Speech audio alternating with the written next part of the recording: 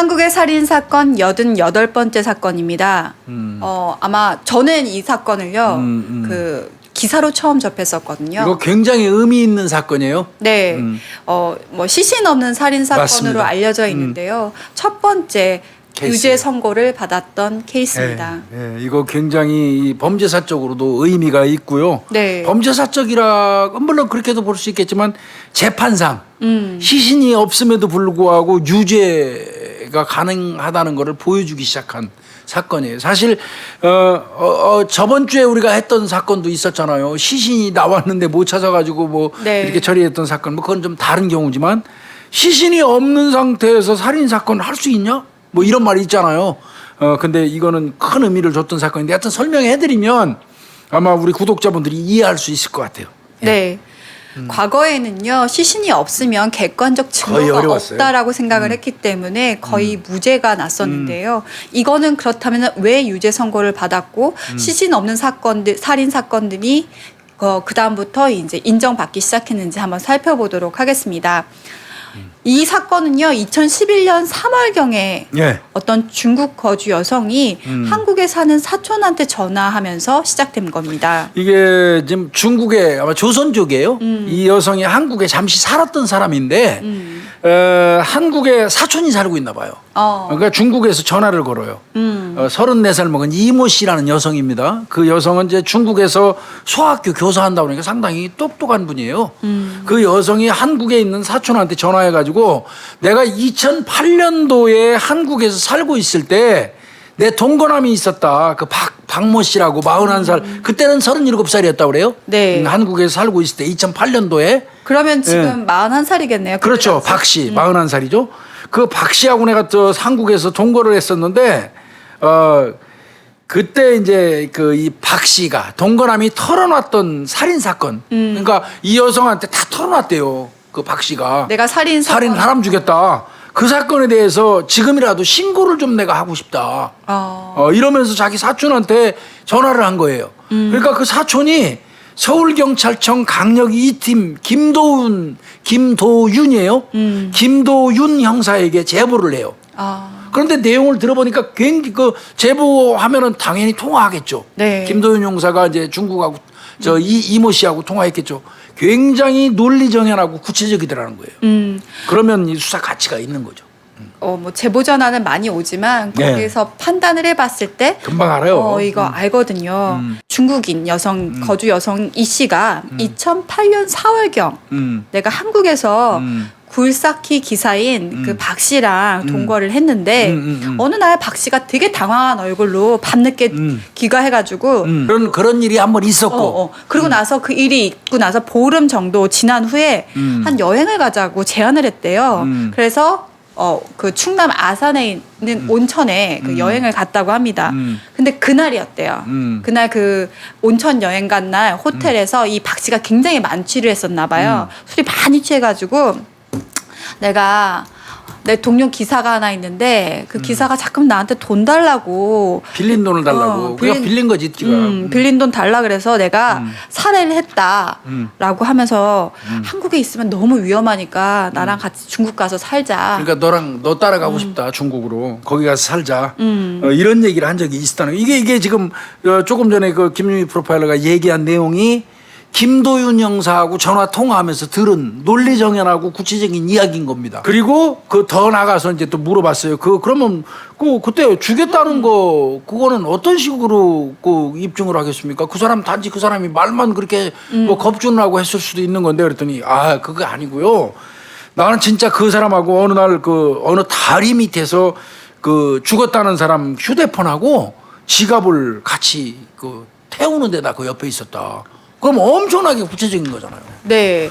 김도윤 형사가 그 빌린 돈 줄 알아서 죽였다 이런 말 들었다는 것만 갖고 믿지는 않았어요. 그럼 당신이 그 얘기를 당신이 말하는 걸 그것만 믿고는 우리가 수사하기 곤란한데요. 그렇죠. 박 씨가 헛소리했을 수도 있잖아요. 그랬더니 아니에요.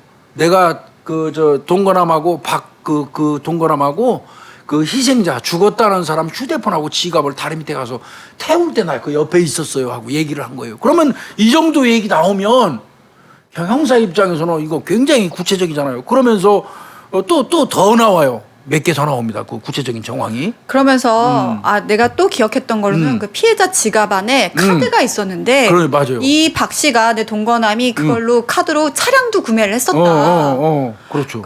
그럼 이건 확인하기 쉽죠. 그럼 뭐 기억나는 거 없습니까? 피해자에 관해서? 그랬더니 이 씨가 하는 말이 정말 구체적입니다. 그때 이름 마지막 글자에 팔자? 땡땡팔? 뭐 종팔이, 덕팔이, 뭐 경팔이 무슨 팔자로 끝나는 그 이름이었나 봐요. 그리고 이 동거남보다 몇 살 어렸대요. 그 당시에 동거남 박 씨가 37이었으니까 뭐 30살 더 한 어렸던 모양이에요. 그래도 한 30대 초중반은 됐던 그런가 거죠. 봐요. 그러니까 몇 살 어리더라. 그 다음에 피해자 가족도 만난 적이 있대요. 근데 그 만난 적이 있는데 그 피해자한테는 자녀가 2명인가 3명이 있었던 걸로 내가 기억한다. 이 정도면 엄청나게 구체적인 거잖아요. 그렇죠. 그러면 자, 그 저 동거남 박이 그 죽였다는 내용 그런 얘기한 정황이 어떻게 되냐 한번 자세히 좀 물어본 거예요. 그랬더니 그 동거남이 집에 늦게 온 날, 아까 늦게 귀가했다고 그랬잖아요. 네. 늦게 온 날 친구 땡땡파리, 무슨 무슨 파리가 작업 현장에 왔는데 나하고 돈 문제하고 다투다가 내가 화가 나고 주먹으로 한 방 때렸는데 기절을 하더라. 기절을 해버리더라. 그래서 그 기절한 그 땡땡파리, 무슨 파리 지갑하고 이 휴대폰을 내가 주머니에서 빼내고 내가 묻어버릴 생각을 하고 굴삭기를 이용해서 최대한 깊이 땅을 팠다. 그 판 다음에 밀어 넣어버렸다. 그리고는 모래를 그 구덩이를 메꾸고 있는데 깨어나더라. 무슨 땡땡파리가 그래갖고 살려달라고 애원했지만 내가 그냥 생매장 해버렸다. 이렇게 구체적으로 말을 하더라는 거예요. 이렇게 구체적으로. 이거를 이제 이 씨가 그대로 전달해 주는 거예요. 자기가 들었던 내용 그대로를. 그러면 경찰 입장에서 물어봤을 거예요. 아니 그러면 왜 신고를 그때 안 했냐? 그리고 왜 신고를 하고 있느냐 지금 이렇게 물어봤을 텐데 나는 사실 그때 그 말 듣고 너무 무서워서 잠도 못 잤다. 근데 내가 그때 불법 체류자 신분이었고 그렇지. 그다음에 또 그 남자랑 같이 살다 보니까 정도 들었었다. 그래서 그때는 그냥 신고할 수가 없었다. 그렇게 있을 수밖에 없었는데 얼마 후에 둘이 중국에서 같이 살았는데 이 박 씨가 한국으로 돌아갔다. 몇 달 살았나 봐요. 이제 일단 이놈이 지가 요구해가지고 중국으로 도피를 한 거예요. 쉽게 얘기해 사람 죽이고. 근데 몇 달 살더니 가버렸어요. 다시 한국으로. 이놈이 이제 별 문제가 없다고 판단되니까 온 거지 뭐야. 그렇죠. 한국으로. 근데 그럼 한국에 도착을 하더니 이놈이 이제 그럼 그때라도 경찰한테 신고를 했어야 되지 않겠냐? 그랬더니 아니 그때 박 씨가 또 전화를 해가지고 한국에 돌아가서 그 생매장 사건에 대해서 너 경찰이나 아니면 다른 사람한테 얘기하면 너는 물론이고 한국에 있는 너 사촌들 있지? 내가 다 알거든? 사촌들 다 알고 있으니까. 다 알고 있으니까 내가 찾아가서 죽인다. 그러니까 너 입 다물고 그대로 있어. 그래서 신고를 포기했다는 거예요. 그렇지만 지금은 하는 이유는 그럼 뭐냐? 그때는 그렇게 참고 뭐 신고 안 하더니 근데 내가 그 바까 동거남한테 내가 못 받은 돈이 있는데 그것도 좀 억울하고 돈도 빌려가서 안 주니까 그것도 억울하고 그리고 지금 가만히 생각해보니까 그 죽은 피해자 가족들 애들도 봤대잖아요. 네. 그런 거 생각해서 신고를 하는 게 좋겠다고 생각이 들었다. 이게 이 씨 조선족 이 씨의 통화 내용이에요. 형사하고. 그러면 경찰은 이 모든 내용들도 갖고 있지만 내가 돈 꿔줬는데도 못 받았고 이런 얘기가 있었잖아요. 그럼 이거 모함하는 거 아니야? 그렇지. 그런 것도 뭐 경찰 입장에서 생각을 해야 되는데 근데 그러기에는 굉장히 구체적이에요. 지금 조금 전에 우리가 말씀드렸지만 근데 이제 문제는 좀 난관이 좀 있죠. 상대는 지금 중국에 살고 있어요. 신고자는. 거기에다가 3년이 넘었잖아요. 네. 사건이. 그러면 이거는 좀 조사하는데도 어려움이 좀 있지만 그래도 이제 진행을 하는 거예요. 근데 교수님 이럴 때는 그냥 전화로 받은 내용 그리고 또 사촌한테 들은 거잖아요. 이 조선족 그 이 씨가 직접 통화한 것도 있죠. 있는데 그렇다면 이 내용만 갖고보다는 사실 구체적으로 글을 쓰고 있거나 뭐 문서화 시켜야죠. 하는 게 중요하잖아요. 그러니까 우편 진술 받는 거예요. 요즘에 경찰에 쓰는 거 있잖아요. 이메일 주소도 받고 우편 진술도 받잖아요. 우리 구독자님들 잘 뭐 모르시는 분들도 있을 거예요. 내가 조사를 참고인이 대체로 많이 하는데요. 내가 조사를 좀 받으러 가는데 내가 사업상 먼 곳에 와 있고 당분간 못 갈 수 있어요. 외국 같은 데 특히 가했다고 쳐요. 그런데 경찰에서는 하루라도 조사가 급해. 이렇게 지금 한 것처럼 전화 통화로 진술을 받을 수도 있어요. 그래서 녹음한 걸 경찰이 문자화 시키는 방법도 있겠지만 그거는 효율성이 좀 부족하고요. 이런 경우에는 이메일을 보내서 경찰이 이메일로 질문서를 보내면 본인이 타이핑해가지고 답변서를 써서 이메일로 경찰한테 보내는 이메일 조사 방법도 있고, 그 다음에 요번에 선택한 방법이에요. 우편 진술입니다. 우편 진술. 우편으로 질문 내용을 쭉 써서 우편으로 해가지고 중국으로 보내요.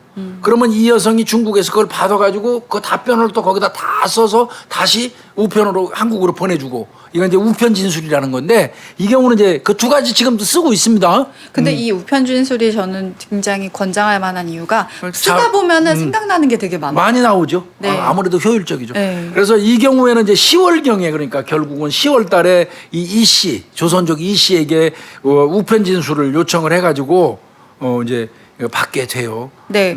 그러면서 한편으로는 없어진 사람, 무슨 팔이, 무슨 팔, 그러니까 실종 가출인 특정조회 하는 거는 팔이 밝혀졌잖아. 무슨 팔. 그러니까 대한민국에서 일어났던 실종 가출 사건에 없어진 사람 끝자리 이름이 팔로 들어가는 사람, 그걸 특정조회한다고 그러죠. 아마 그리고 나이대도 좀 넣었을 거고요. 이 주변에 근처에 살았던 지역까지 다 넣어가지고 아마 수사를 했었을 겁니다. 그래야지 피해자가 실제로 존재해야지 제대로 수사 착수할 수 있잖아요. 네. 그렇죠. 예. 그래서 지금 아까 서울청 강력 2팀으로 제보 전화가 왔었잖아요. 그렇다면 이 서울청 2팀이 아마 수사를 시작을 했겠네요. 그렇습니다. 네. 그 강력 2팀이 당연히 붙어가지고 아까 김도윤 형사가 했었잖아요. 네. 해서 실제로 이제 그러면 그 동거남이었던 박가라는 사람, 박씨, 그 사람이 주소지에 주거지에 동거도 했었으니까 그 주소 알 거 아니에요. 조선족 이 씨가 거기 가서 확인해 보니까 현재는 거주하지 않아요. 네. 그러면 이 씨 말이 진실인지 하나하나씩 확인을 해야 되잖아요. 그렇죠. 뭐 둘이 동거 관계였었던 것도 확인해야 되겠지만 돈 거래가 있었는지. 돈 빌려줬다는 거 아니에요. 그 빌려줄 때 뭘로 했어요? 계좌 이체를. 계좌. 네. 그럼 계좌 내역 뽑으면 되잖아요. 계좌 내역을 뽑았고요. 그다음에 그러면 전화를 주고받았던 것도 있었을 거 아니에요. 그럼 전화번호를 확인을 했는데 이게 또 대포폰이래요, 교수님. 대포폰이 정말 문제야.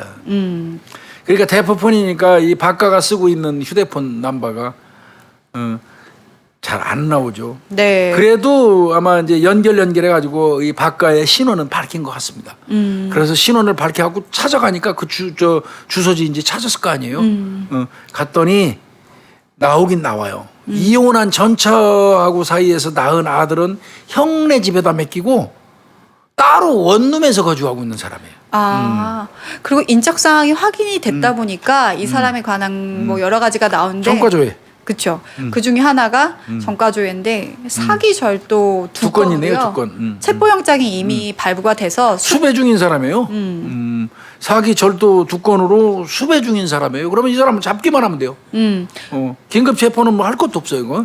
근데 이제 이러면은 경찰을 잘 피해 다니는 게 문제죠. 그러면 이제 박 씨의 존재는 확인이 됐어요. 네.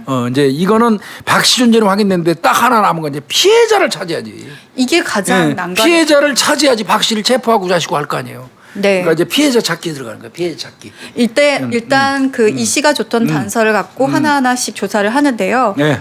경기 지역이었잖아요. 아까 얘기가. 그래서 네. 그 굴삭기 면허자 중에 굴삭기. 굴삭기 면허자 중에서 이름이 땡땡8로 끝나는 사람 모두 다 확인을 했대요. 근데 다 나와요. 그리고는 그러면 경기도 지역의 굴삭기 조정면허, 조정면허라고 그러거든요. 자동차 운전면허지만 굴삭기라든지 중장비는 조정면허예요. 조정면허. 경기도 지역의 굴삭기 면허를 갖고 있는 사람 중에 이름 끝자리에 무슨 팔로 끝나는 사람, 이 사람을 전부 선별해 갖고 찾았는데 다 생존해 있어. 그러면 경기 지역이 아닐 수도 있긴 해요. 아니면 땡땡8이 아닐 수도 있어요. 그러니까 이제 그런 거고 그거 조사했고요. 그 다음에 아까 제일 중요한 단서이겠죠. 지갑에서 피해자 카드 꺼내가지고 그걸로 박 씨가 차 샀다고 그랬죠. 그럼 그 박 씨가 가지고 있는 차 이거 확인해 봐야 되겠네요. 그렇죠. 그러면 이제 박 씨가 저 차를 구입을 했다면 그 차를 타고 댕겼을 거니까 네. 그러면 그 차를 산 거를 또 추적할 수 있잖아요. 네. 누구한테 어떻게 샀는지 중고차 같으면 매매센터를 간다든지 뭐 새 차 같으면 영업소 직원을 찾아가서 할 수 있잖아요. 네. 그러니까 이제 그거를 확인하기 위해서 경찰 업무 관리 시스템 있잖아요. 네. 이걸로 바깥에 인적사항을 딱 넣어보는 거야. 네. 그러면 혹시 이제 뭐 이 딱지를 긁었거나 이러면 인적사항이 나오잖아, 주민번호하고. 네.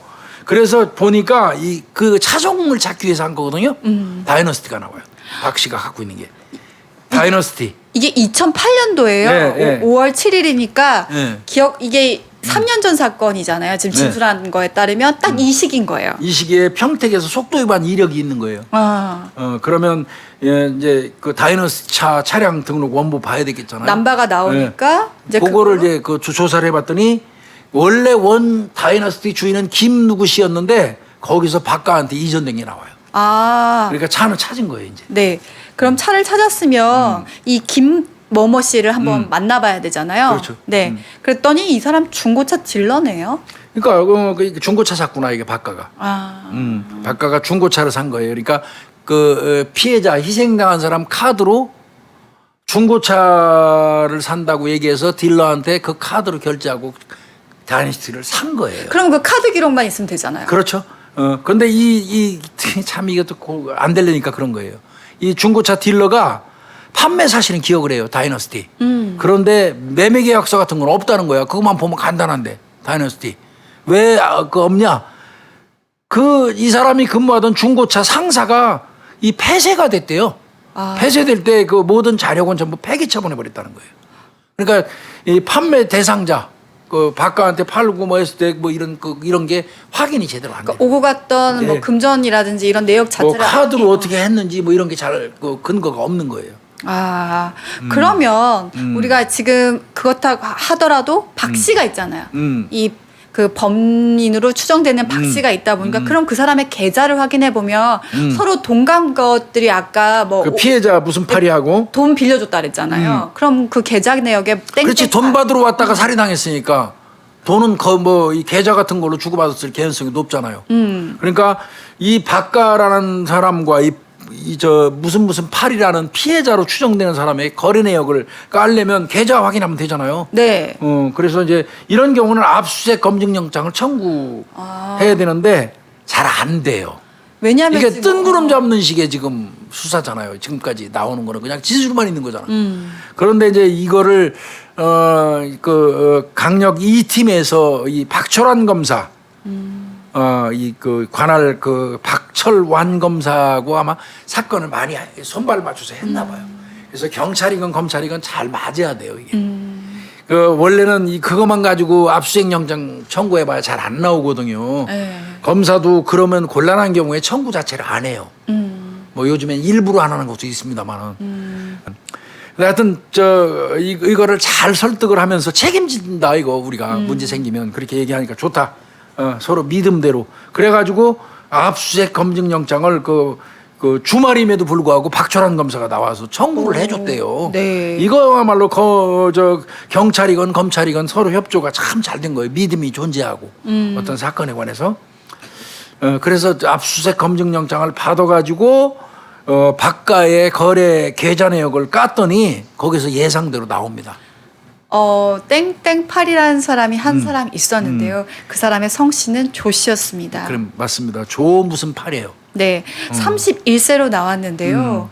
그럼 아까 얘기했던 것과 일치하죠. 37세 그 박 씨보다 좀 어리다고 했으니까. 6살 정도 어린 거예요. 네. 그리고 더 확실했던 건 이 사람의 마지막 거래가 이게 네. 제보자가 말한 시기하고 맞물리잖아요. 4월 달 마지막 거래. 이건 뭐 아마 이때 형사들 수사할만 났을 거예요. 네. 여태까지 또 뜬구름 잡는 수사였다면 가능성 없을 수도 있다. 그냥 꽝칠 수도 있다는 그런 수사 과정을 거쳤다면 이 거래 내역을 딱 까는 순간 진짜 조 누구 팔과 조 그냥 영으로 할까요? 조 08 뭐 이 사람하고 거래한 게 4월 말에 마지막 거래가 딱 나오고 그러니까 이거는 제보자가 말한 시기하고 맞물리는 거예요.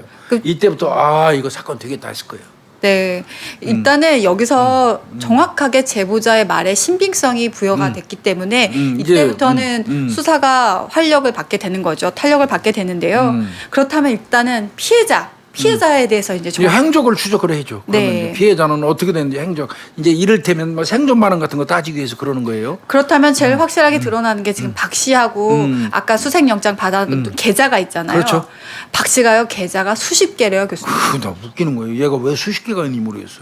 얘도 이 박 씨라는 이 친구도 굴삭기 기사거든요. 근데 왜 저 계좌가 여러 개인지 모르겠어요. 그 중에서 하여튼 조땡팔 이 사람하고 거래한 그 계좌는 2개예요. 2개인데 2008년 2월 13일부터 4월 20일까지 없어지기 직전까지 4번에 걸쳐서 이 거래가 있었는데 800만 원을 송금했어요. 지금 박 씨, 조 씨한테서 조 씨가 800만 원을 박가한테 송금한 거예요. 그럼 박 씨도 보낸 게 있나요? 이 72만 원 있어요. 보낸 게. 그러면 적어도 728만 원 채무가 있는 거 맞는 거예요. 그러니까 그거 받으러 그랬잖아요. 돈 받으러 왔는데 내가 묻어버렸다고. 네. 그러니까 일단 거래 계좌상으로는 그렇습니다. 2월 13일부터 2008년 2월 13일부터 4월 20일까지 사이에 조땡팔이라는 사람이 박가한테 800만 원을 송금했어요. 4번에 걸쳐서. 4번에 걸쳐서 800만 원을 송금했고 박가는 그때부터 조땡팔이라는 사람한테 72만 원을 송금한 게 나와요.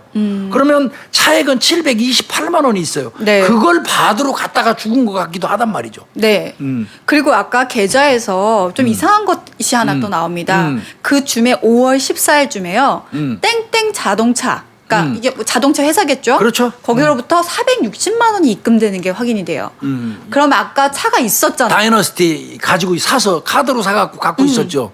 그렇다면 그걸 팔아가지고 그렇습니다. 그것이 입금된 거라고 생각할 수 있는 거네요. 그러니까 이놈이 4월 달에 죽이고 카드로 다이너스티 샀죠. 네. 그런데 5월 14일 날 계좌를 까보니까 5월 14일 날 어떤 땡땡 자동차로부터 460만 원이 박가한테 입금이 돼. 그 얘기는 바꿔서 얘기하면 다이너스티를 팔아서 460에 팔고 그 460만 원을 이 박가가 그러니까 중고차 되팔아서 네. 다이너스티를 샀다가 팔고 460만 원을 입금 받은 걸로 이렇게 추정이 되는 거예요. 네. 현금화시키는 방법이에요. 카드를 어떻게 보면 현금화시키는 방법을 자동차를 매개로 한 거죠. 일단은 박 씨의 계좌를 압수수색해서 확인한 거는 조땡팔이라는 사람, 조영팔이라는 사람입니다. 조땡팔. 네. 본래 이름은 조영팔 아니에요. 그냥 우리가 편의상 조땡팔, 조영팔 이렇게 그 피해자 이름 부르는 겁니다. 현재로는 이 조영팔이라는 사람과 그다음에 그 거래를 박 씨와 했다라는 것만 확인이 됐어요. 명확하게 나왔어요. 그렇다면 이 조영팔이라는 사람이 도대체 누군가라는 건 이제 구체화를 시켜야 되는 그렇죠. 거잖아요. 그래서 2차 금융거래 정보 제공 요구서를 의뢰를 합니다. 그래서 네. 그리고 이제 서울청 실종자 수색 시스템에 등록해서 확인하고 근데 이제 아마 무슨 팔 하니까 잘 나올 거예요. 그랬더니 그쵸. 딱 나오는 게 2008년 6월 16일 날 어머니가 땡땡 경찰서에다가 실종 신고가 돼 있어요. 네. 그러니까 이게 4월경에 이 사람이 살해되고 행방불명되고 한참 있다가 어머니가 6월 16일 날 경찰서에다가 우리 아들 없어졌다고 실종 신고를 했던 겁니다. 네. 그게 이제 드디어 나온 거고요. 이 사람에 대해서 알아보니까요. 이 사람은 가족 관계 뭐 친구 이런 것도 나쁜 사람이 아니에요. 착한 사람이래요. 그런데 4월 말에 사라지기 전까지 그 이후로는 연락 두절돼 갖고 전혀 연락이 안 되고 그렇다면 굴삭기 기사면은 뭐 그 전에도 이런 식으로 사라진 적이 없냐라고 물어봤더니 그런 경우도 전혀 없다는 없었다라고 그럴 합니다. 이유가 없고 네. 이 사람을 좀 더 자세히 알아봤더니 어머니가 애가 있는데도 불구하고 어머니가 신고한 이유가 있네요. 4월 달에 2008년 4월 달에 없어질 즈음에 부인하고 이혼했어요. 그리고 애들 3명 있는데 양육권 포기한 사람이에요. 아까 그 신고자 이 씨가 했던 맞아요. 말과도 2-3명 있었다고 네. 그랬잖아요. 애들이. 네. 다 맞아떨어지는 거예요. 네. 이혼하게 된 이유 중에 하나는 돈의 소비가 좀 패턴이 안 맞았던 것 같고요. 기관을 집에 자주 안 했대요. 안 하다 보니까 이제 이혼을 했다고 하고요. 근데 이제 그 이유를 또 경찰이 조사를 해봤어요. 이 원래 성실하고 착하던 사람인데 무슨 돈 씀씀이가 그렇게 컸고 집에 자주 안 갔을까? 그 무슨 이유였을까 하고 경찰이 조사를 해봤더니 이 조땡팔이라는 사람은 2007년 10월 달부터 이 박가하고 어울리기 시작을 했대요. 사건이 일어나기 한 6개월 전. 그렇죠. 그런데 이제 그때 갑자기 그 굴삭기 스페어 사무실을 냈대요. 굴삭기 스페어. 굴삭기 스페어가 뭐냐면요. 회사에 소속이 안 되고 일당 받고 일하는 체계예요.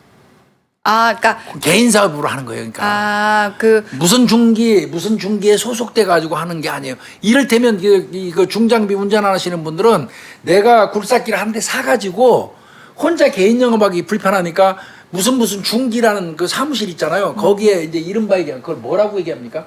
도급 형태로 들어가는 거죠. 뭐 일본말을 쓰면 안 되는데 모찌꼬미 뭐 이렇게 얘기하는데 그게 더 못 알아듣겠어. 뭐 일반적으로 건설업체에서 일하는 분들은 모찌꼬미라고 얘기해요.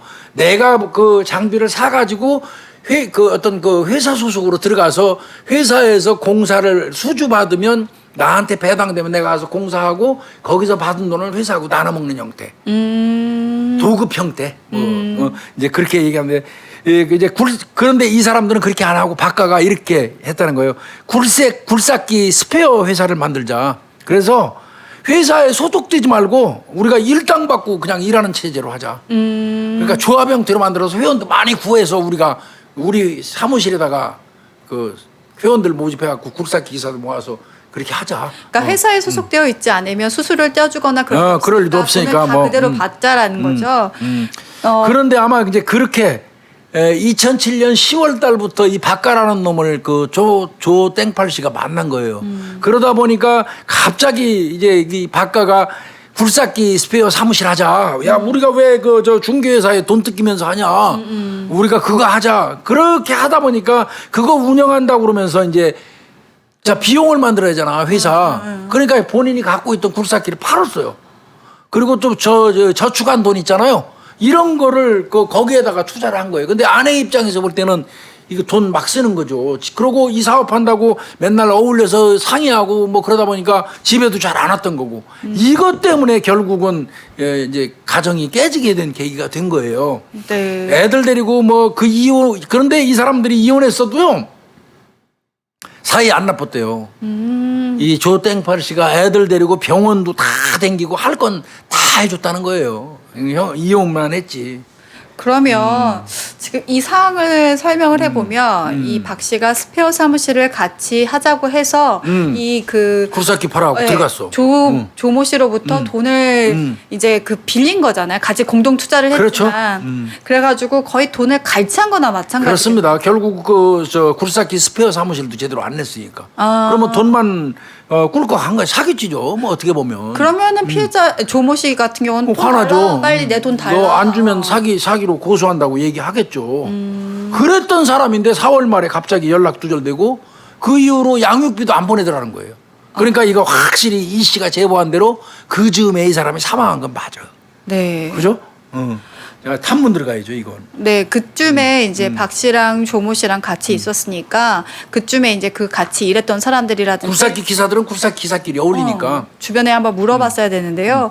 이 굴삭기 기사들 상대로 물어보니까 용인 일대였나 봐요. 네, 용인 일대래요. 네. 용인. 경기도 용인. 그 박 씨하고 이제 조영팔 씨에 대해서 무슨 팔 씨? 탐문을 하니까 특히 조 씨에 대해서는 엄청나게 아유, 칭찬을 많이 했다고 그렇습니다. 해요. 조 씨는 아마 키는 작았네. 163cm의 아주 왜소한 체격이긴데 이 사람은 절대 꾀부리고 그런 사람이 아니래요. 일할 때. 아주 성실하게 일하고 깔끔하게 일 처리를 잘해서 아주 이 소문이 자자하답니다. 그래서 일이 많대요. 이 사람은. 그래서 월 5,600만 원은 거분이 벌었다는 거예요. 그런 사람이 박가라는 놈하고 어울리면서 이 꼬인 거예요. 근데 박가에 대해서 아는 사람들은 근데 거의 없는 거예요. 왜 그럴까? 그러면 용인 일대 굴삭기 기사들이 얘는 정착하는 놈이 아니에요. 떠돌이 박가라는 놈은. 근데 이런 놈을 하필 만나가지고 무슨 조모 씨가 속은 거예요. 굴삭기 스페어 사무실 만들어 갖고 우리 사업하자. 다른 기사들 막 들어오면 우리 거기서 커미션 먹으면 되는 거 아니냐. 그러니까 자기 굴삭기 홀라당 팔아서 돈 나온 거, 저금 조금 해놓은 거, 이거 갖다가 이제 박가한테 줘서 굴삭기 스페어 사무실 만들려고 그랬던 거예요. 근데 이 새끼가 먹고는 사무실도 안 만들고 돈은 계속 안 주니까 사기죄로 고소한다고 찾아간 거예요. 그게 돈 내놓으라고. 그랬다가 아마 아까 그 이모 씨 중국에 사는 그 사람이 얘기했던 것처럼 사망한 것 같아요. 살해된 것 같아요. 범행 동기 부분에 대해서는 조금 어느 정도 나왔습니다. 네, 정리가 된 부분인데요. 근데 일단은 사라진 거지 이게 사망했다라고 보기까지는 그렇죠. 증거가 좀 필요하잖아요. 그걸 입증을 해야 우리가 이제 이거를 그렇죠. 살인 사건이라든지 이걸로 기소를 할 수 있는데요. 그러니까 실종 이꼬로 사망은 아니에요. 이거는 입증해야 돼요. 그러니까 이제 조사를 해야 되겠죠, 이거. 뭐 일단은 그 뭐 시체를 발견을 못 하더라도 이 사람이 그렇다면 그 후에 행적이 조금이라도 있나 없나 우리가 생활 반응이라고 하죠. 생존 반응, 뭐 생활 반응, 뭐 이렇게 얘기하죠. 그래서 확인을 봤는데요. 2008년 4월이라고 했으니까 딱 맞잖아요. 그 이후로 한번 확인을 해봐야 되는데 계좌, 뭐 돈 있어야 되잖아요. 그리고 카드, 그거 아무것도 없대요. 그러니까 그 만약에 이 조땡팔이라는 사람이 살아 있다면. 은행 거래를 하는 사람이니까 계좌를 터놓았겠죠. 계좌에 입금되거나 송금되거나 출금되는 그런 흔적이 있어야 되잖아요. 2008년 4월 이후에는 계좌에서 돈 거래된 정황이 하나도 없어요.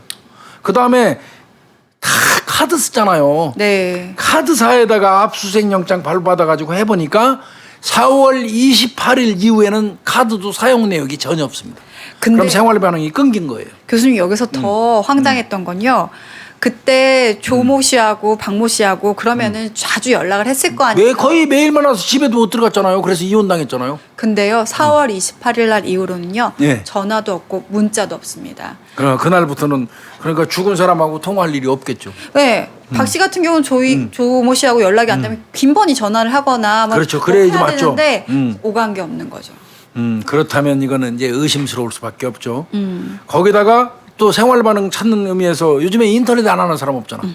요즘에 무작정 그거 해요. 인터넷 로그인 기록 봐요.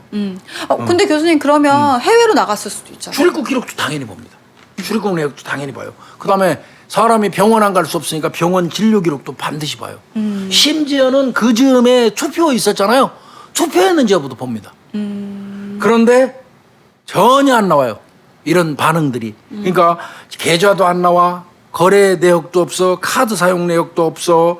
인터넷 로그인 기록도 없어. 통신 기록도 없어. 문자 기록도 없어. 출입국 관리 기록도 없어. 병원 진료 기록도 없어. 투표까지도 안 했어. 이건 죽은 거예요. 생존 반응이 전혀 없는 거예요. 이거는.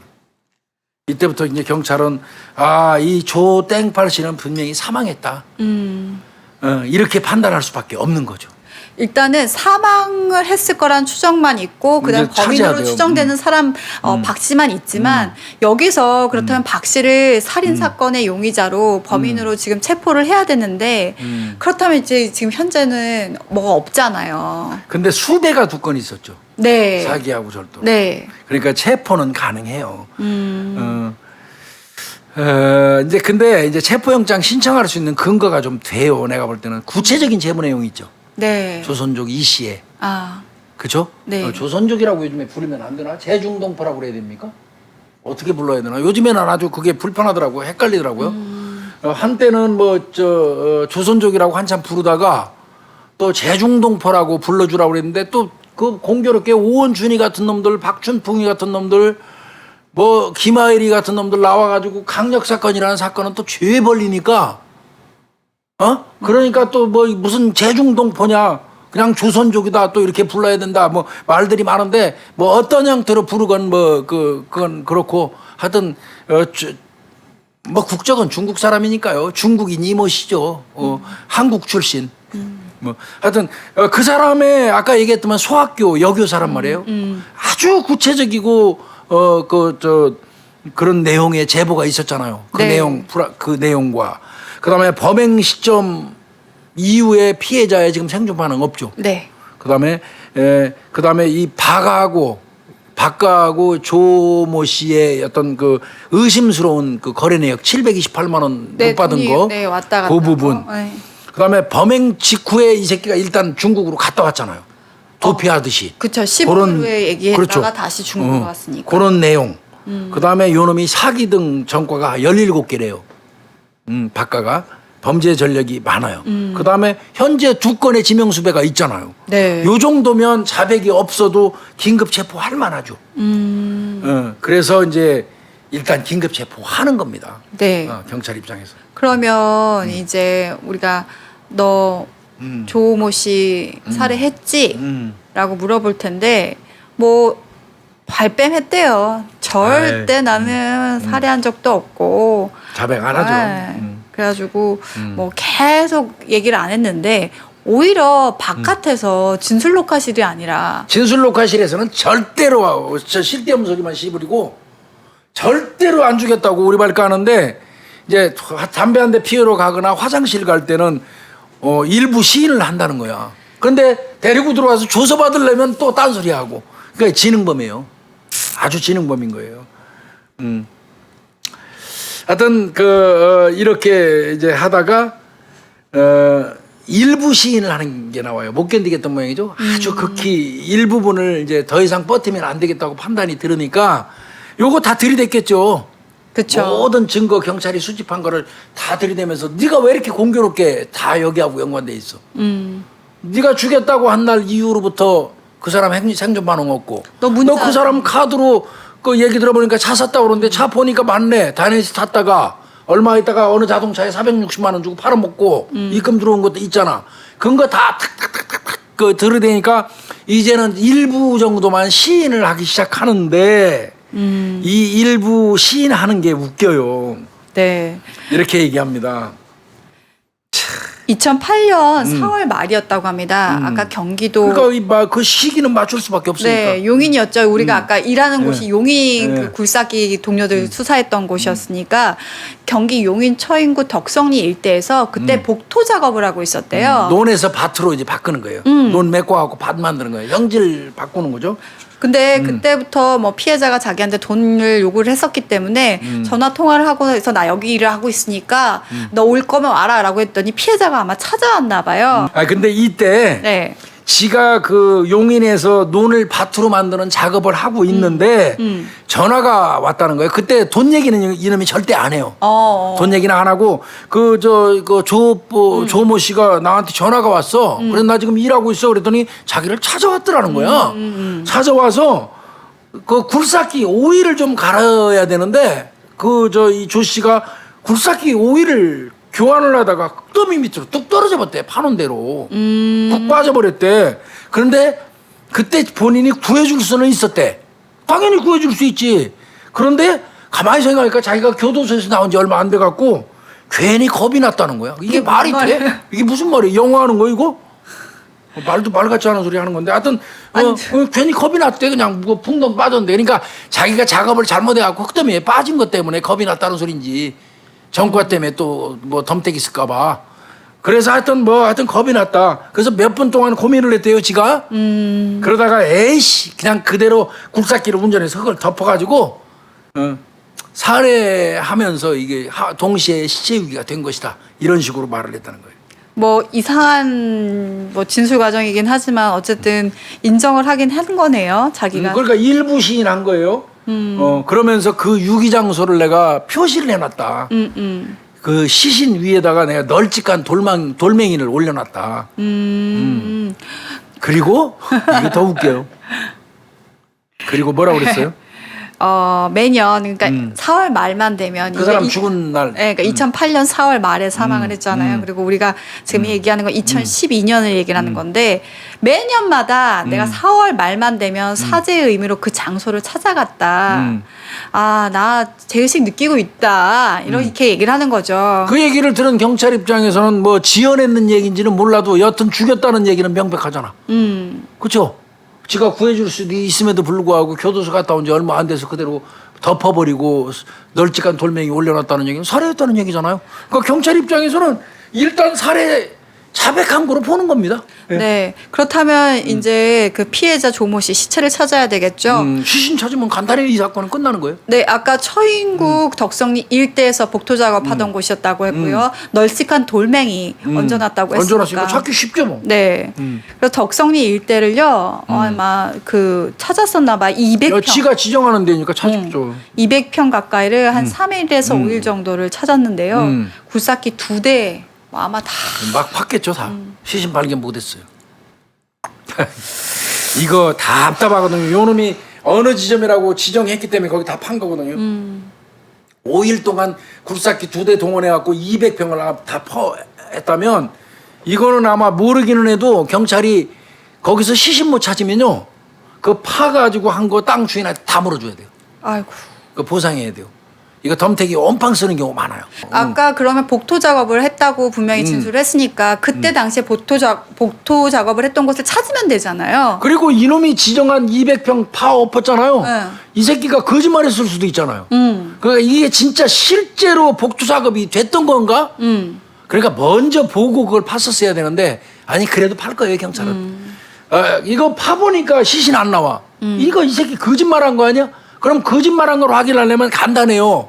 항공사진을 2006년도하고 2012년 현재하고 비교를 해요. 그래서 공사했는지 안 했는지를 알 수 있어요. 결론적으로 얘기하면 항공 사진을 통해서 그때 복토 작업. 비교를 해봤더니 복토 작업이 없었다라는 게 확인된 거짓말한 거죠. 거니까 이놈이 지정한 그 200평은 거짓말인 거예요. 그렇다면 지금 계속 경찰한테 거짓말을 하고 그런 있다는 거죠. 건데요. 그렇다면 이 거짓말이 진짜 거짓말을 하고 있는지 우리가 또 잘 알고 있는 거 하나 있죠. 거짓말 탐지기. 그래서 그 거짓말 탐지기 검사를 했는데요.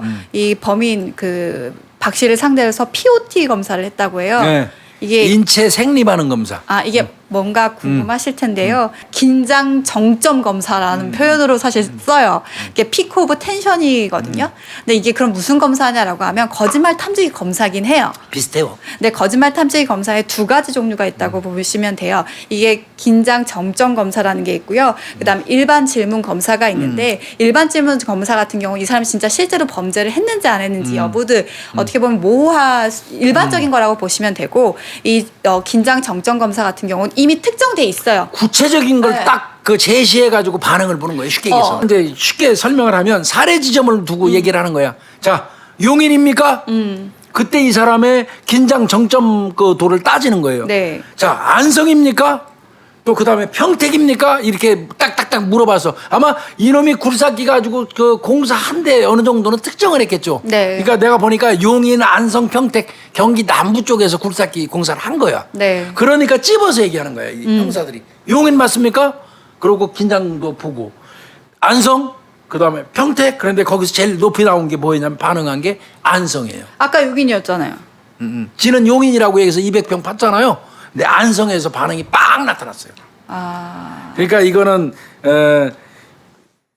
생각컨대 안성이었던 것 같습니다. 이놈이 안성에서 그 매장해놓고 그 시신 못 찾게 하려고 자꾸 용인을 들이대는 걸로 보여요. 근데 이게 지금 수사가 진행이 되고 있지만 아직까지 시신을 확인할 수가 없기 때문에 그렇죠.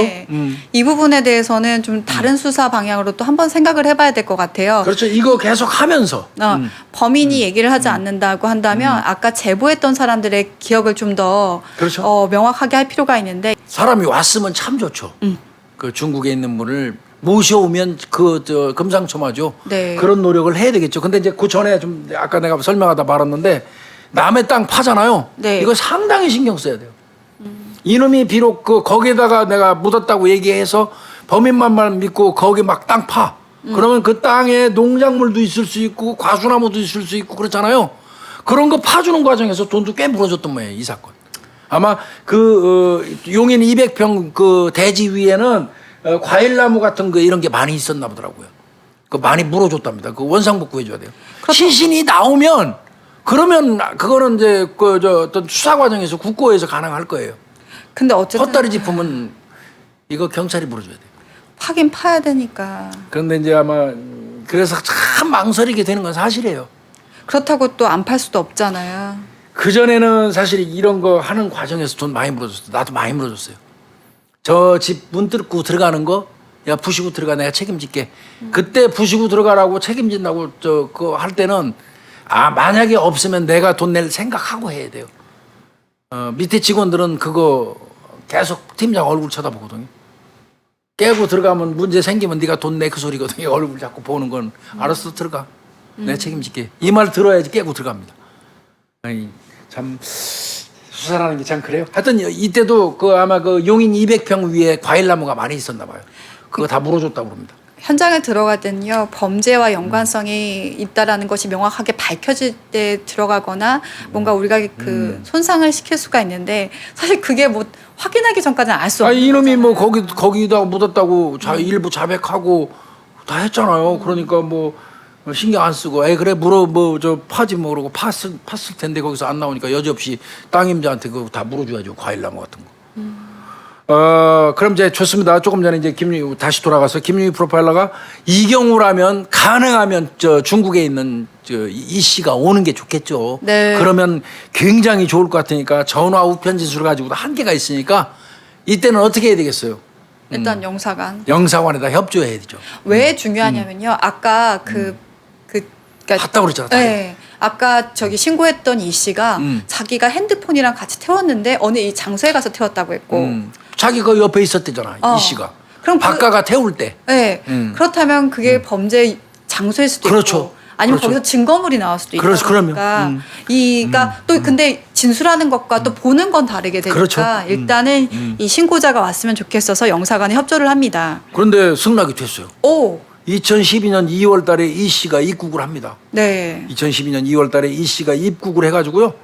여기서 가장 중요한 거는 맞아요. 조금 전에 김유희 프로파일 말씀하신 내용이 딱 맞습니다. 같이 갔던 곳. 같이 가서 지갑하고 신분증 태운 곳 있잖아요. 거기 좀 갑시다.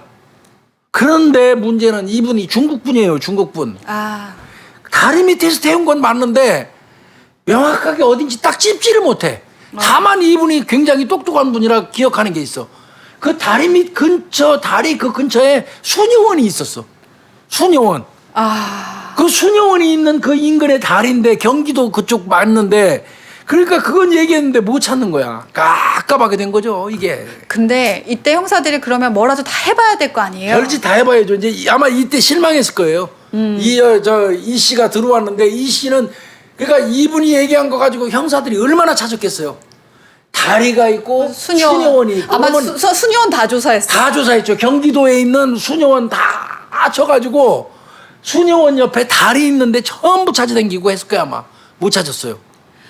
그러니까 그러다가 네. 문득 이제 형사분들이 그럼 우리가 아는 장소라도 일단 데려가 봐야 되겠다라고 생각했을 거예요. 그놈이 그 판대 있잖아. 거짓말한데 거기를 한번 데려가나 봐. 거기가 아까 왜 그러냐면 이것 좀 설명드릴게요. 네. 200평 팠는데 안 나왔죠? 네. 그런데 범인은 무의식 중에 본인이 갔던 곳, 본인이 연관된 곳을 말할 수밖에 없어요. 무슨 이유에서건 이놈이 그 덕성리를 얘기했죠. 200평. 네. 자, 그 거짓말이지만. 네. 거기를 얘기했다는 거는 그 인근에서 어떤 형태로건 이놈이 활동했던 기억이 있는 거예요. 그렇다면 혹시 이 박가하고 동거하던 그 여성이 덕성리 쪽에도 가서 뭔가 있을 수도 있어요. 그러니까 연관관계는 알게 모르게 있단 말이죠. 데려간 거예요. 이 씨를. 수녀원 다 뒤져가지고 다리 밑 찾다가 못 찾으니까 거의 이제 포기 상태에 있을 때 이 씨를 그 시신 발굴 작업하고 있던 계속 파고는 있었잖아.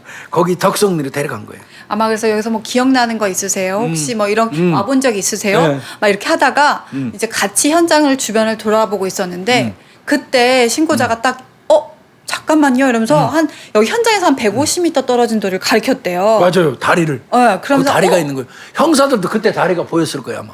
저기 다리다. 저 다리요, 저 다리. 근데 가서 보니까 그 인근에 수녀원도 있네. 이게 그래서 그냥 모르는 상태에서 찾는 거하고 또 조금이라도 아는 게 있으면 보이는 게 달라져요. 그러니까 이게 조사 많이 했을 거예요. 수녀원하고 다리 찾았음에도 불구하고 형사들 눈에는 안 텄던 거예요. 이게 잘 안 되거든요. 쉽지 않아 이게. 근데 그때 또 현장에 가니까 이 제보해 주셨던 분도 떠오른 게 또 하나 있는 거예요. 하나가 더 나타난 거야 머릿속에. 맞다. 이 다리 밑에서 그때 세차도 했는데. 세차도 했어. 그것까지 기억이 난 거예요. 그러면 이제 뭐 이분이 와가지고 이 사건은 일사천리로 풀리는 거예요. 결국은. 그러면 적어도 시신은 어디 있는지 모르지만 시신은 어디 있는지 모르지만 분명한 거는 적어도 그 인근 그 다리 밑에서 피해자 지갑하고 신분증 태우고 휴대폰도 태웠고 저 차도 세차한 건 명확한 거예요. 증거인멸의 그 명확성이 드러나는 거죠. 그렇습니다. 네. 다시 이제 이러면 거짓말 탐지 교사 시작합니다. 이제 네. 이때. 아까는 그 긴장 정정 검사를 했잖아요. 위치를 알아내기 위한 POT 거고요. 검사가 아니에요, 이거는. 네. POT 검사가 아니라 이건 일반 검사를 하는데요. 그 과학수사계 그 거탐하는 거 이재석 조사관이 있어요. 저랑 근무 오래 하셨던 분인데 이재석 조사관 거탐 오래 했죠. 네, 저는 너무나 감사한 분이라서 제가 힘들 때마다 많이 해주셨던 분이라서 되게 오래 하셨고요. 진짜 전문가세요. 전문가예요. 네. 우리 여기 한번 또 전문가분 그 왕고참 한번 모셔다 했잖아요. 네. 11개 질문했어요. 그 이재석 그 조사관이 중요한 3가지 거짓 반응 이제 보는 거예요. 네. 11개 질문 중에서. 세 가지에서 11개 중에서 3가지에서 거짓 반응이 나오는데 네. 11개 중에서 자, 5번째 질문이에요. 사실 이 뭐가 있냐면 이 질문지를 만드는 게 바로 제일 거짓말 커요. 탐지기 그 검사관의 능력이에요. 최고의 능력이에요. 그래서 그 면담도 하고 그 피신 같은 거 조사 내용 다 알아야 되거든요.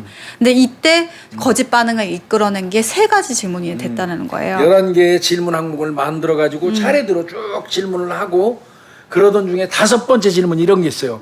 지난 2008년 4월 당신이 조 땡팔 씨를 죽였나요? 그러니까 거기에서 거짓 반응이 나왔어요. 그러니까 안 죽였다고 했겠죠, 이놈은. 아닙니다. 그랬는데 거짓 반응이 나온 거예요. 그다음에 8번째 질문입니다. 5번, 6번, 7번, 8번 지나가서 8번째 당신이 경기도에서 조 무슨 팔 씨를 포크레인으로 묻어 죽였나요?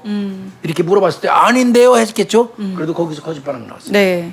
11번째 마지막 당신은 조 무슨 팔 씨를 누가 죽였는지 알고 있습니까? 모릅니다. 거기서 거짓 반응 나온 거예요. 요 3개가 굉장히 중요한 질문 3개예요. 왜냐면요. 시간 앞에는 특정을 해줬어요. 시간 그렇죠. 특정을 예. 해줬잖아요. 그 시간. 시간. 그리고 여기서 포크레인 범죄 그리고 수단. 경기도 이 지역이나 이 그 수단이 나오는 거잖아요. 그 다음에 후가 나온 거죠. 그렇죠. 네. 그렇기 때문에 똑같은 질문 아니야라고 생각하실 수 있지만 이것이 특정해줄 수 있는 질문들을 교묘하게 한 거예요. 자, 이 정도 되면 이제 거짓말 탐지기 조사에서 결국은 거짓 반응이 나오니까 이제 이거는 뭐 일사천리로 이제 진행이 되는데 얘가 아무리 거짓말을 해도 인정할 수밖에 없는 이제 몇 가지를 우리가 쭉 나열을 해볼게요. 네. 자, 시신은 못 찾았어요. 네. 그래도 시신을 못 찾았기 때문에 얘를 기소한다 손 치더라도 유죄가 떨어질지는 이 당시 상황으로는 불가해요. 그래서 얘 거짓말에 대한 반증 기록을 아주 상세하게 해가지고 구속영장 청구하고 재판에 회부해야 될 입장이었어요. 아휴. 그게 첫 번째가 피의자 신문조서 1회예요. 자, 얘가 현재 타고 다니는 그 오피러스는 친구한테 빌린 거라고 얘기를 1회 때 했었어요. 네. 근데 조사해 보니까 현재 동거인 명의의 차량이에요. 그러니까 오피러스 친구한테 빌렸다는 이런 그 사소한 거지만 거짓말한 거예요. 동거인 자기 그 명의의 차량을 끌고 다니면서 이런 경우는 이 그 박모 씨의 어떤 성향, 거짓말하는 성향 자체를 그렇죠. 보여주기 위한 것들이거든요. 그게 이제 피신 1회에서 한 거고 두 번째 피신 1회에서 나온 거는 조 무슨 팔 씨에게 750만 원을 빌려줬고 250만 원을 못 받았다. 에이? 그리고 지 거꾸로 이놈이 그렇게 얘기해요. 지가 오히려 750만 원을 빌려주고 250만 원을 못 받았대. 계좌에서 그러면 어떤 식으로 네가 그거 빌려줬냐 그랬더니 계좌에서 200만 원 이체해주고 나머지는 뭐 2, 30씩 20만 원, 30만 원씩 줘가지고 토탈 750이다 이렇게 얘기를 했어요. 지가 오히려 거꾸로 조 씨한테 빌려줬고 돈을 못 받고 있다고 떠들었는데 거래 내역을 보면 네. 오히려 거꾸로 됐잖아요. 네. 자기가 준 거는 72만 원밖에 없으면서. 맞아요. 그 72만 원 주고 나머지 띵거 먹었잖아요. 어떤 면에서 보면 기록상으로는 그래요. 거래 네. 내역. 그러니까 오히려 지는 그 조 씨한테 빌려줬다고 얘기했는데 거래 내역을 보면 조 씨가 이놈한테 주고 돈을 못 받은 게 있는 거예요. 그쵸. 그게 피신에서 나온 거고 또 피신 2번째 받을 때 중국의 출국 이유 당연히 물어봤겠지 경찰이. 너 범행 저지르고 나서 안 걸리려고 도망갔을 거 아니에요. 며칠 있다 중국 갔는데 그럼 왜 갔어? 이렇게 했더니 오히려 이 제보를 했던 이 씨가 불법 체류자라. 나 발각될 것 같으니까 빨리 나랑 같이 중국 가자. 이렇게 해서 갔다라는 거예요. 근데 이때도 말이 바뀌는 게 이 씨가 이미 불법 체류자로 발각이 됐대요. 그래서 훈방 조치되면서 이제 같이 겁먹은 이 씨랑 같이 중국에 갔다라는 거예요. 그러니까 이거는 뭐 이 불법 체류자인 그 자기 동거녀가 겁먹어가지고 저 중국 가자고 해서 간 것처럼 얘기하는데 이 씨 얘기를 들어보니까 그게 아니에요. 박가가 지가 살인하고 나서 살인 사실 다 자백했잖아요. 그 네, 동거녀한테 네. 겁난다고 그러면서 중국 가자고 지가 부탁했던 거예요. 그러니까 거짓말인 거죠, 이거. 네. 요 부분 이제 그 세 번째로 나왔고 피신 또 이외에서 이 씨한테 돈 빌린 적 없다고 얘기했어요. 중국에 있는 이 씨한테.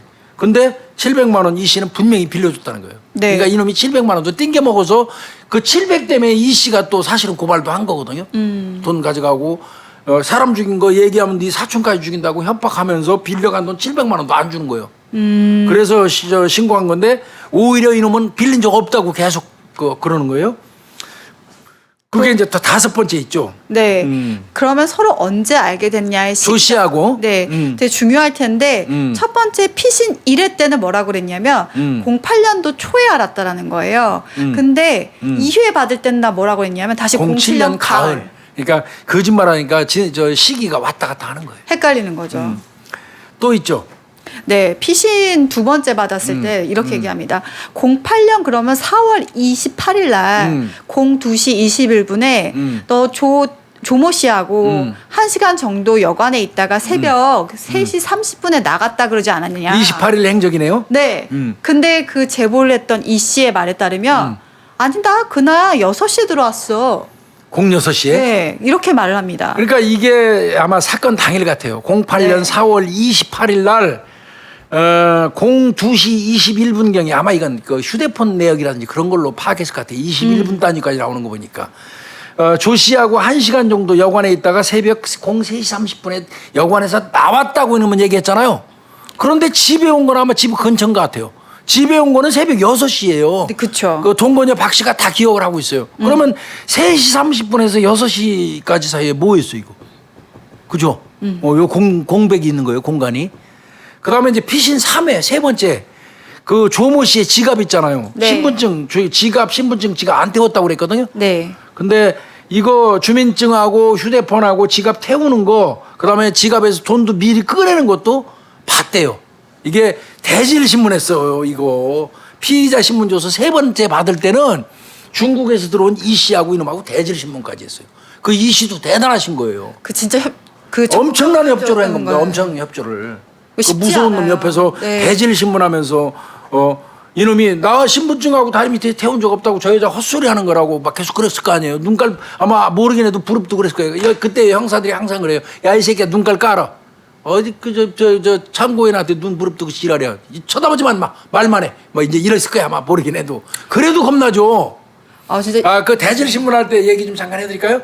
대질신문 할 때는 자, 이 피의자 여기 앉혀놨죠. 자, 옆에 형사 하나 앉아요. 그 다음에 가능하면 양옆에 앉는 게 좋아요. 형사들. 양쪽에서 제지할 수 있게. 그 다음에 중요 참고에는 적어도 2m 간격 둬요. 좀 넓은 의자, 책상 줍니다. 두고 양옆에 형사들이 또 있어요. 책상 위에는 하다못해 볼펜, 흉기가 될 만한 거는 일체 여기 두지 않습니다. 그리고 형사들 아주 눈 씻고 타이핑 하는 거, 이제 이쪽에서는 타이핑 하면서 질문하죠. 형사가 질문하면 내가 대답하고 내가 대답 다 끝나고 나면 이쪽 증인한테 지금 저 사람이 한 얘기 맞아요 하고 물어봐요. 그때 이제 이 사람이 그거 아니고 어쩌고 할 때 내가 나서 갖고 여기 있는 놈이 예씨 뭐 하면 이거 제지합니다. 꼼짝 말고 가만히 있어. 눈 깔아. 거기 쳐다보지도 마. 네 얘기 끝났으면 눈 거기 돌려. 얼굴 돌려. 그 피해자 심한 경우는 피해자가 칸막이 쳐들려서 칸막이 쳐드립니다. 네. 이런 형태로 대질 신문을 하는데 이 대질 신문에서 조모 씨의 지갑 신분증 나 절대 안 태웠습니다. 우리는 뻗댔잖아요.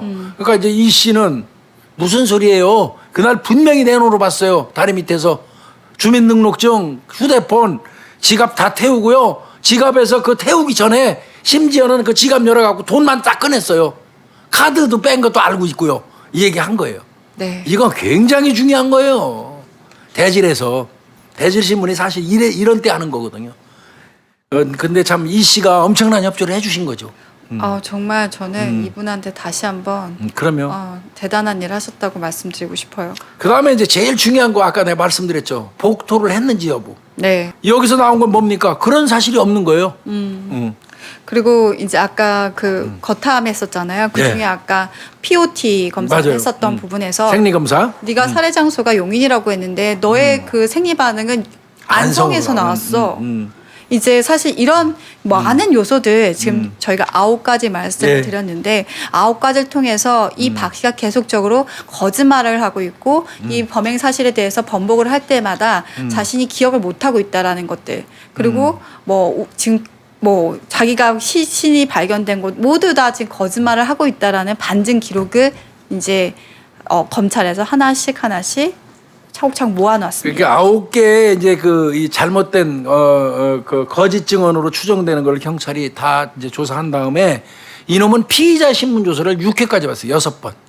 그 받고 6회 진술 받고 나니까 이제 박철환 검사가 담당 검사 아니에요. 압수수색 영장도 발부해줬던 청구해줬던 검사잖아요. 그러니까 한번 불렀어요. 그래가지고 일부 자백도 받습니다. 일부 자백을 검사 앞에서 하니까 검사도 이때 비로소 이거 분명히 범인 맞구나 확신을 갖게 되는 거예요. 네. 이게 그 화성 이춘재 사건의 검사하고 다른 점입니다. 그 사람은 오히려 불러다가 겁만 줬지만 여기는 다르잖아요. 자, 이렇게 됐고요. 이놈은 이제 재판에 회부됐어요. 자, 네. 기소는 붙여버린 겁니다. 검사가 시신 없는데도 기소 붙였기 때문에 시신 없는 사건을 기소를 붙이려니까 검사가 직접 불러다 확인한 거예요. 그랬더니 이 새끼가요. 어떻게 했어요? 첫 번째는 국민참여재판을 신청을 했고요. 국민참여재판을 신청했어요. 네. 왜 했겠습니까? 시신 없는 시신 없으니까. 네, 이 사건 자신 있었죠. 시신 없는데 니들이 아무리 그래봤자 증거 없는데 내가 어떻게 가? 그러면서 국민참여재판을 신청했어요. 요즘엔 재판정에서 반드시 물어봅니다. 네. 국민참여재판 할 의향이 있어요 없어요 물어봅니다. 그래서 국민참여재판 이놈이 신청합니다. 네. 그러면서 국민참여재판에서 한 얘기가 있어요. 가관이죠 이거. 아마 의도된 거였겠죠. 처음부터 나는 경찰이 나한테 강압 수사를 했기 때문에 내가 하도 막 뭐라고 하니까 어쩔 수 내가 없이 일부 시인했다. 살인을 했다고 얘기를 했다. 그리고 생각해보라. 저기 나한테 아들 얘기를 하면서 빨리 불어라 안 그러면은 이도 저도 다 힘들어진다라고 했기 때문에 아들을 이용한 나한테 강압 진술을 받아낸 거였다. 그러니까 내가 아들을 엄청나게 사랑하는데 형사들이 조사 받을 때마다 내가 아들 끔찍히 사랑하는 점을 이용해 가지고 그 유인책을 쓰는 바람에 그 부정을 호소하고 유인책을 쓰는 바람에 내가 허위 자백을 하고 그랬다. 이러면서 그 경찰에서 강압 수사 또 혹은 유인 수사 혹은 유혹해서 수사 뭐 이런 식으로 해서 했다고 얘기하고 그다음에 야 이게 더 황당한 얘기하네. 그렇다면 너 조 씨에 대해서 피해자랑 계속 지속적으로 4월 말까지 연락을 하고 있었다. 그렇다면 피해자가 피해자 어디 갔어? 더니 황당한 얘기를 합니다. 피해자 중국 갔어요. 피해자 중국에 살고 있대요. 네. 중국에 살고 있는데 지금도 생활 반응이 없어요? 그러니까 거짓말이죠. 아마 이때 이 국민참여재판을 이 박가가 신청한 거는 시신이 없을 때는 그때까지만 해도 무죄 확신 거의 무죄거든요. 그러니까 무죄를 확신했기 때문에 국민참여재판 신청한 겁니다. 네. 근데 이게 길게 진행됐어요. 예? 2012년 7월 16일부터 3일간 진행됐어요. 국민참여재판이. 네. 3일간. 보통 하루 그냥 하루면 끝나요. 네.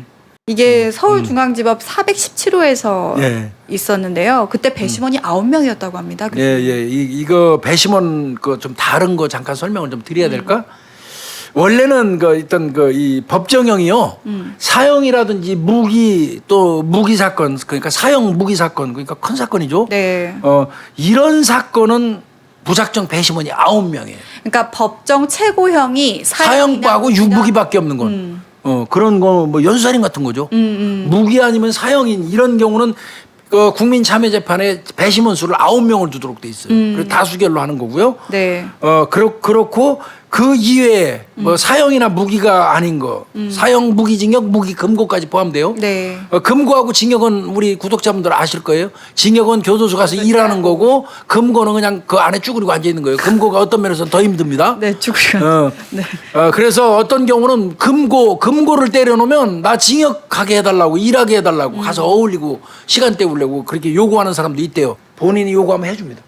아, 왜냐면 금고형이 더 낮아서 그런가요? 그러면 더 낮은 형에 있는 사람이 더 저 강한 형을 받겠다고 하는데 그거 거부할 이유 없죠. 그 금고 줬는데 그 방 안에 쭈그리고 앉았으니까 뭐 한심하지, 답답하고 숨 넘어가고, 그러니까 바깥 공기, 작업장 공기라도 이동하면서 쐬려고 징역해 주세요 하는 놈들이 꽤가 아니라 거의 그렇대요. 그러니까 어떤 면에서 보면 징역보다 금고가 한 단계 아래지만 따지고 보면 거의 똑같아요.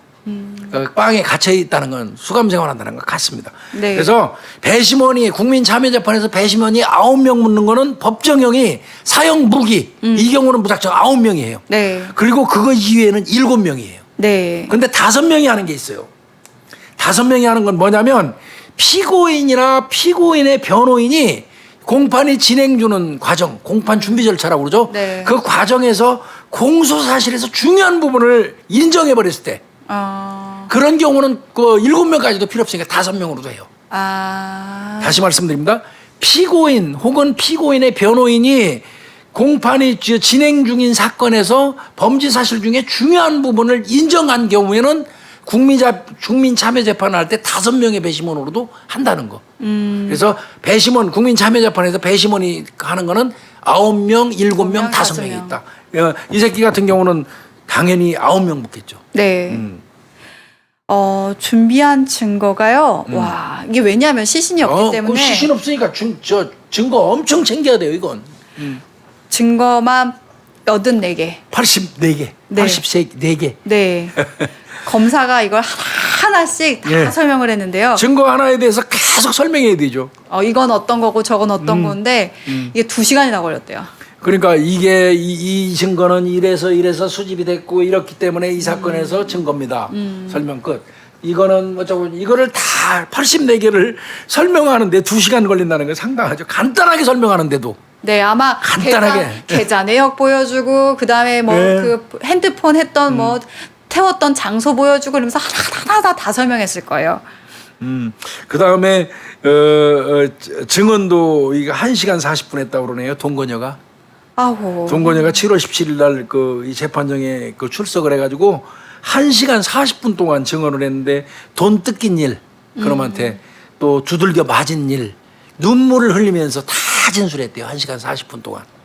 그리고 7월 18일 날 이제 7월 16일 날 시작해가지고 아까 3일 걸렸다고 그랬잖아요. 네. 7월 18일 날 밤 10시 30분에 이게 참여 재판이 이제 그 배심원 그 재판이 끝났는데 그때 종료됐으니까 3일 꼬박한 거예요.